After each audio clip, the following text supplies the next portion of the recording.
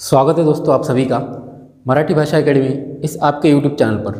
दोस्तों आज हम संधि ये टॉपिक देखने वाले हैं। संधि का मतलब होता है दो वर्णों को जोड़ना।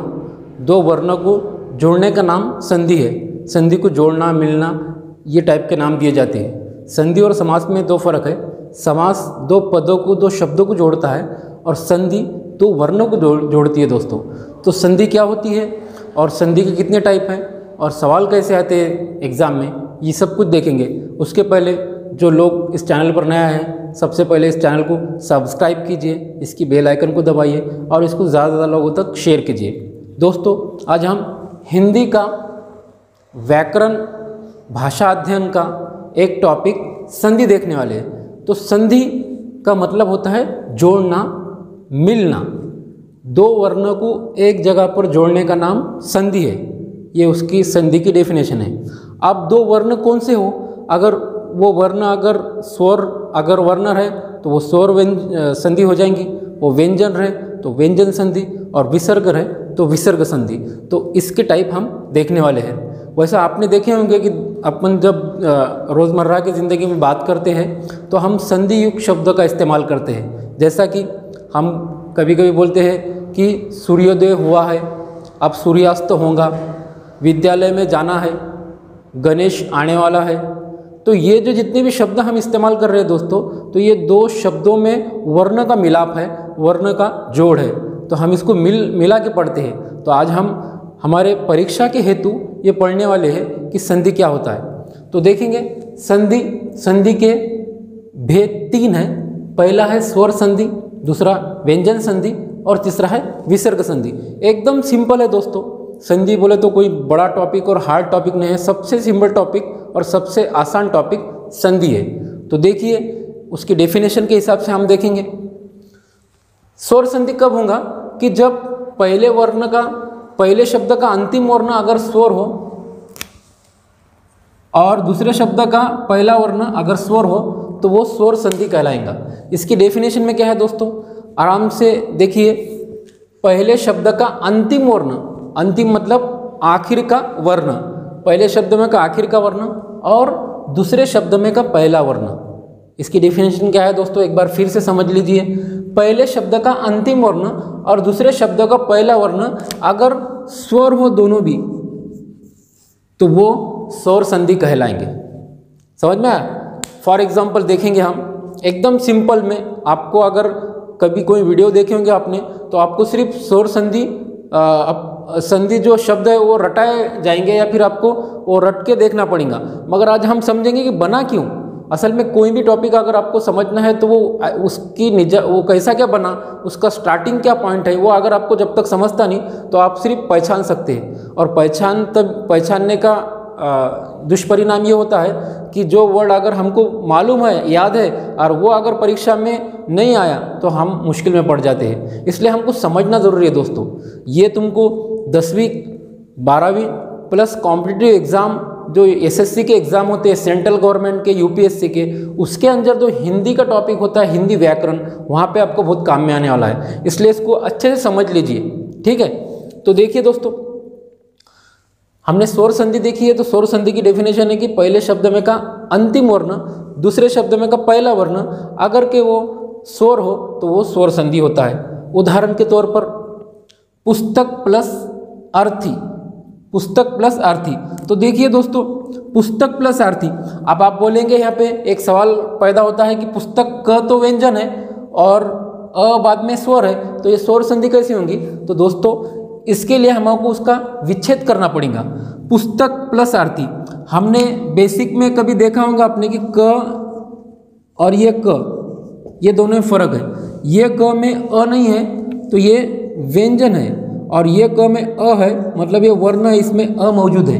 आया समझ में? अब ये अ जो है अ, तो जब इसकी फोड़ करेंगे तो पुस्तक क मतलब आखिरी में क्या निकल रहा अ, और दूसरे शब्द में का पहला वर्ण अ, दोनों भी स्वर अ मिला के आ तैयार हुआ। और आ मतलब स्वर है और ये इसका जो सिंबल आता है वो काना आता है।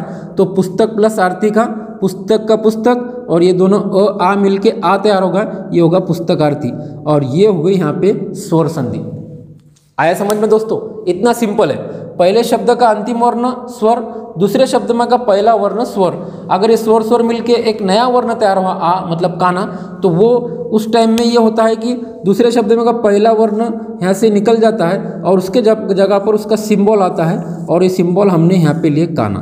तो ये हो गया स्वर संधि। दूसरा उदाहरण देखिए, महा प्लस आत्मा। पहले शब्द में का अंतिम वर्ण आ, दूसरे शब्द में का पहला वर्ण आ, ये दोनों भी आ मिला के आ ही तैयार हुआ। तो ये इसको हटा के यहाँ पे महा प्लस आत्मा महात्मा, सिंपल में एकदम समझ लीजिए। दूसरे शब्द में का सूर्य प्लस अस्त। पहले शब्द में का आखिर का वर्ड अ, दूसरे शब्द में का पहला वर्ड अ मिला के आ तैयार हुआ और यहाँ पे बन गया सूर्यास्त। सिंपल में कितना सिंपल है। सदा प्लस एव। पहले शब्द में का आखिर का वर्ण आ, दूसरे शब्द में का पहला वर्ण ए, आ ए मिला के अय तैयार हो गया और अय का सिंबल दो मात्रा, तो यहाँ पे आगा सदैव। भानु प्लस उदय, भा नु। पहले शब्द में का आखिर का वर्ण रस्व उकार, दूसरे शब्द में का पहला वर्ण ये भी रस्व उकार, रस्व मिला के दीर्घ उकार तैयार हुआ और भानु प्लस उदय का भानु उदय। इतना सिंपल है दोस्तों। तो हमने देखा है स्वर संधि में पहले शब्द का अंतिम वर्ण अगर स्वर हो और दूसरे शब्द में का पहला वर्ण अगर स्वर हो, तो वो दोनों मिला के एक नया वर्ण जो तैयार होता है और वो वर्ण का चिन्ह उस शब्द में मिल जाता है और तब जाके स्वर संधि तैयार होती है।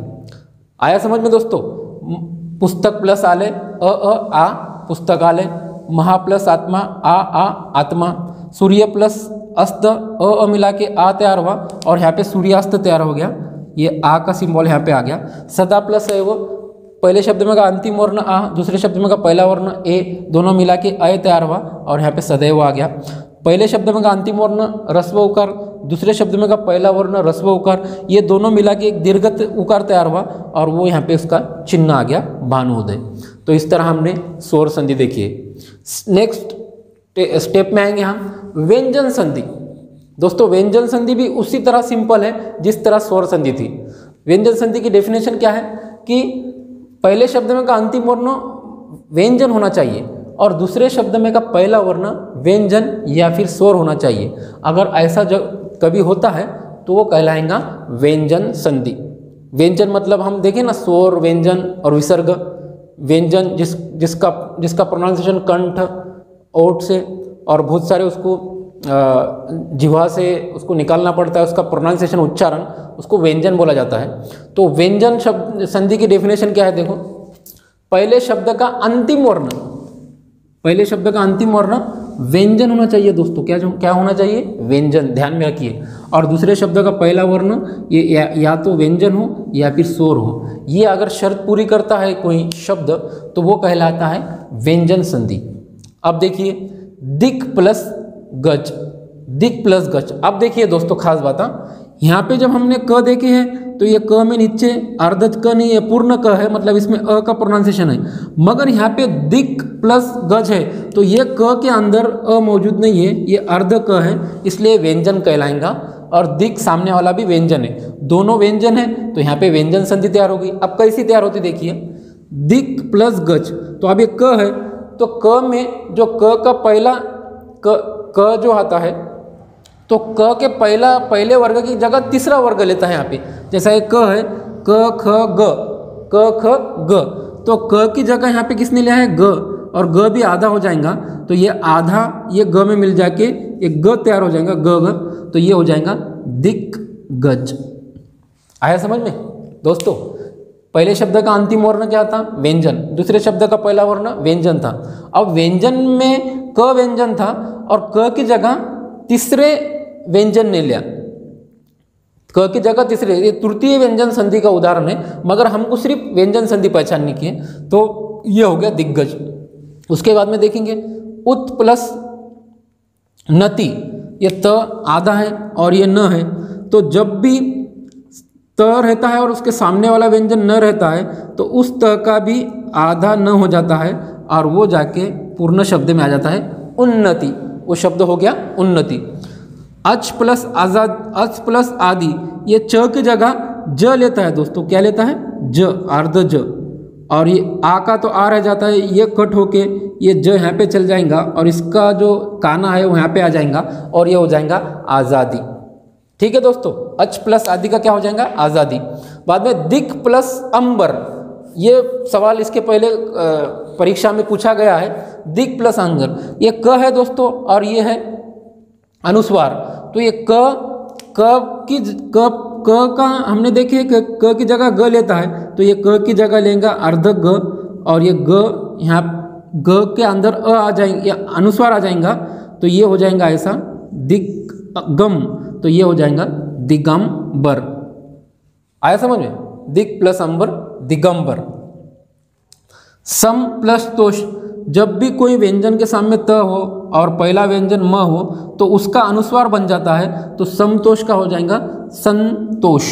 क्या हो जाएगा संतोष। व्यंजन संधि का उदाहरण देखिए, सत प्लस जन, त की जगह यहाँ पे ज लेता है, त की जगह आधा ज लेगा, तो त की जगह अगर ज लिया तो ये आधा ज इसमें मिल जाता है और ये हो जाएगा सज्जन। क्या हो जाएगा दोस्तों सज्जन। इस तरह हमने देखा है व्यंजन संधि। व्यंजन संधि मतलब होता है पहले शब्द का अंतिम वर्ण अगर व्यंजन हो, दूसरे शब्द में का पहला वर्ण व्यंजन हो और वो एक जगह पर वर्ण मिलते हैं तो उसे कहा जाएगा व्यंजन संधि। ठीक है दोस्तों, बहुत ही सिंपल में हमने देखा है, इसको आप नोट कर सकते हैं वीडियो को पुश करके। दोस्तों खास बात आपको बतलानी है कि ये जितने भी वीडियो हम एकदम सिंपल बतला रहे, तो 10th हिंदी मराठी की बैच एक बनाई है हमने ऑनलाइन क्लास। अगर आपको उसको ज्वाइन करना है तो मेरा ये नंबर है, मोबाइल नंबर 9158949409, इसको आप व्हाट्सअप कर सकते हैं और आप मेरे ऑनलाइन गाइडेंस लेक्चर में ज्वाइन हो सकते हैं, ताकि मैं आपको इसी तरह के बोर्ड से रिलेटेड जितने भी क्वेश्चन हैं वो शेयर करूँगा, उसकी मालूमात दूंगा और उसकी क्लास लूँगा, तो आप उसमें ज्वाइन हो जाइए।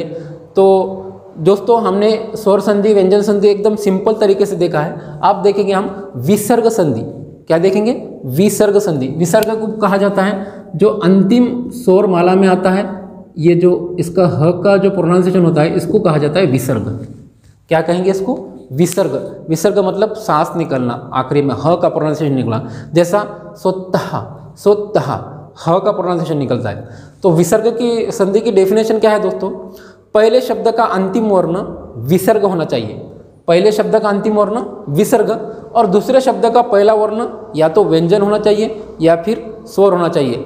अगर ये दोनों एक जगह पर मिलते हैं तो उस टाइम में उस जगह पर विसर्ग संधि होती है। कौन सी संधि होती है विसर्ग। फॉर एग्जाम्पल देखिए दोस्तों, दु प्लस लब। अब ये विसर्ग के पहले यहाँ पे ह्रस्व उकार है और सामने ल ये व्यंजन है, तो ऐसा अगर कभी रहा तो इसका इस विसर्ग का अर्धर होता, रफार होता और वो रफार पर चल जाता, मतलब ये हो जाएगा दुर्लभ। अब देखिए दोस्तों इसमें खास बात ये है कि आपको क्वेश्चन ये आता है प्रश्न कि दुर्लभ संधि पहचानिए, तो इसका संधि विच्छेद है। आया समझ में, ये समझ लो, आपको अगर ये दिख गया तो समझ लेना का विसर्ग संधि है, एकदम सिंपल में, कोई बड़ी बात नहीं है, ये विसर्ग के सिंबल है। अब संधि विच्छेद जब आपने को पूछे तो संधि विच्छेद में ये है संधि विच्छेद और यह संधि युक्त शब्द। तो संधि विच्छेद आपने को मालूम होना, मतलब दोनों शब्दों को अलग अलग करना, उसको विच्छेद कहा जाता है। अंत प्लस चेतना, तो जब भी ऐसा अगर व्यंजन विसर्ग आता है उसके सामने च का प्रोनाउंसिएशन होता है और पहले अ आता है तो उसका श हो जाएगा अंतर चेतना, ये हो जाएगा। बाद में यहाँ पे भी देखिए विसर्ग के पहले अगर ह्रस्व उकार है और सामने स व्यंजन है तो विसर्ग का स हो जाएगा, क्या हो जाएगा स, तो ये स आधा स इधर आ जाएगा, ये हो जाएगा दुस्शासन। आया समझ में, एकदम सिंपल में समझ लो दोस्तों। और ख़ास बात समझ लीजिए कि ये इसके अलग अलग नियम है, इसके बहुत सारे। मैं आपको सिर्फ विसर्ग संधि जो 10th बोर्ड एग्जाम में आ रहा वही बतला रहा हूँ, वैसे इसके बहुत सारे नियम हैं, वो नियम में जाने की ज़रूरत नहीं है। जो लोग कॉम्पिटिटिव एग्जाम करते हैं उनके लिए मैं अलग वीडियो बनाऊंगा स्पेशल इसके नियम का, ठीक है। तो हम देखेंगे नी प्लस चल, विसर्ग के पहले अगर ह्रस्व विलांटी रहे और सामने चर रहा तो उसका श हो जाता, आधा शब्द निश्चल हो गया। विसर्ग के पहले अगर ह्रस्व विलांटी हो और सामने स ये व्यंजन हो तो विसर्ग का आधा स हो जाता और ये हो जाएगा निसंदेह। विसर्ग के पहले अगर अ स्वर का प्रोनाउंसिएशन हो और सामने वाला व्यंजन ओ हो तो उसका बना के मन प्लस योग, उसका हो जाएगा मनोयोग, मतलब इसका ओ हो जाता, ओ विसर्ग क्या हो जाता, ओ, तो ये ओ यहाँ पे आ गया और ये होगा मनोयोग। तो इस तरह दोस्तों विसर्ग संधि भी हमने एकदम सिंपल में देखे हैं। पहले शब्द का अंतिम वर्ण विसर्ग, दूसरे शब्द में का पहला वर्ण विसर्ग, दोनों एक जगह पर मिल गए तो विसर्ग संधि तैयार हो गई। तो इस तरह हमने संधि देखे। इसमें प्रश्न इस तरह आते हैं दोस्तों, पुस्तकार्थी संधि पहचानिए, स्वर संधि, पुस्तकार्थी इस शब्द का संधि विच्छेद कीजिए, पुस्तक प्लस आर्थी, आया समझ में। दिग्गज संधि पहचानिए, व्यंजन संधि, दिग्गज शब्द का संधि विच्छेद कीजिए, दिक् प्लस गज। दुर्लभ यह शब्द की संधि पहचानिए, विसर्ग संधि, दुर्लभ यह शब्द का संधि विच्छेद कीजिए, दु प्लस लब। तो इस तरह हमने संधि को एकदम शॉर्ट में समझा है। इसी तरह के वीडियो इस हमारे मराठी भाषा एकेडमी यूट्यूब चैनल पर आपको मिलेंगे। दोस्तों मराठी भाषा एकेडमी ये तो नाम है इसका, मगर हिंदी व्याकरण को भी हम पूरा कवर करने वाले एकदम सिंपल में, जो कि 10th बोर्ड के जो भी व्याकरण है बच्चों को 10th 12th का और भी कॉम्पिटिटिव एग्जाम का, उनके लिए आसान हो। तो इस तरह और भी वीडियो आएंगे अलग अलग टॉपिक पर। अगर आपको लगता है कि सर इस टॉपिक पर वीडियो नहीं बना है तो हमको कमेंट्स बॉक्स में आप कमेंट्स कर सकते हैं कि सर इस टॉपिक पर वीडियो बनाइए, हम कोशिश करेंगे उस टॉपिक पर वीडियो बनाने की। और आप अगर मेरे ऑनलाइन क्लास को ज्वाइन करना चाहते हैं तो फिर से मैं बतलाता हूँ कि मेरा एक मोबाइल नंबर है 9158949409, इस पर आप व्हाट्सअप कीजिए। मेरा नाम प्रोफेसर सलमान सैयद, मैं पूसद यहाँ से हूँ दोस्तों। मैं आपको ऑनलाइन टीचिंग करता हूँ, तो आप एक ऑनलाइन बैच बनाइए और उस बैच में हमने बहुत सारे बच्चों को महाराष्ट्र के ज्वाइन किया है, आप भी उसमें आके गाइडेंस हासिल कर सकते हैं। तो इस तरह के वीडियो और भी आएंगे, तब तक के लिए वॉच कीजिए। Thank you.